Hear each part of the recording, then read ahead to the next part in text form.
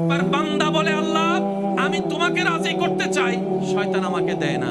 আমি তোমাকে রাজি করার জন্য নামাজ পড়তে চাই, সকালে ফজরের নামাজ পড়ার জন্য আমি মোবাইলে অ্যালার্ম দিয়ে রাখি, আর শয়তান এমন ভাবে আমাকে ভুলাই দেয়। ফুটবল খেলার জন্য আমাকে আধা ঘন্টা আগে ঘুম থেকে তুলে দেয়, কিন্তু ফজরের জন্য আমাকে সে উঠতে দেয় না, আমাকে উঠতে দেয় না। কথা বলেন ঠিক কি না?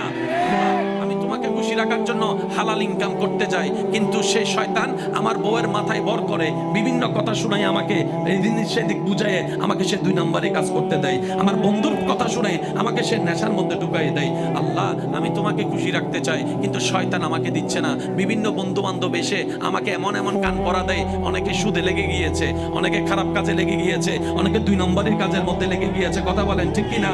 অনেকে 1 কেজি চনা দিতে গিয়ে, চিনি দিতে গিয়ে আধা কেজি কমাই দিয়েছে, এমনও আছে। আল্লাহ আমি ভালো করে চলতে চাই, কিন্তু কেমন জানে শয়তান আমার মাথায় রাগ ঢুকাই দিয়েছে, হিংসা ঢুকাই দিয়েছে। আমি ভাই হয়ে নিজের মায়ের পেটের ভাইয়ের কল্যাণ দেখতে পারি না, আমার ভাতিজা ভাইয়ের ছেলের কল্যাণ দেখতে পারি না। আমার ভিতরে কেমন জানি জ্বলে, আমি পরাজিত হতে চাই না, আমি জিততে চাই। সেজন্য নিজের ভাইকে, মার পেটের ভাইকে হারিয়ে আমি বড় হয়ে জিততে চাই। আল্লাহ আমি জানি এগুলো মানুষের কাজ, এগুলো তোমার পছন্দ না, কিন্তু শয়তান আমাকে দিয়ে করাচ্ছে। আল্লাহ আমি করবো তো কি করবো, করবো তো কি করবো?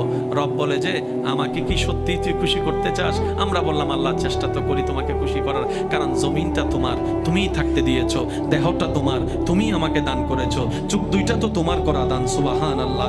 যে জবান দিয়ে কথা বলি সেটাও তোমার দান। আল্লাহ আমার সবকিছু তো তোমার দান, আমার প্রাণটাও তোমার দান, আমার রিজিকটাও তোমার দান, আমার স্ত্রীও তোমার দান, আমার সন্তানও তোমার দান, আমার স্বামীও তোমার দান, আমার শ্বশুর শাশুড়ি তোমার দান, আমার মা বাবা তোমার দান, আমার সমস্ত কিছু তো আল্লাহ তোমার দান। আল্লাহ বান্দা বলে আল্লাহ আমি তোমাকে খুশি রাখতে চাই। রব বলে যে তাহলে একটা কাজ কর, নবীর মহাব্বতটা অন্তরে নিয়ে শয়তান যা পছন্দ করে সে কাজগুলোকে উল্টা করা শুরু কর, উল্টা করা শুরু কর। শয়তান যেটা করতে বলবে সেটা থেকে দূরে থাকবি, শয়তান যেটা না করবে সেটাকে তুই আরো বেশি করে করবি, এইভাবে চেষ্টা কর।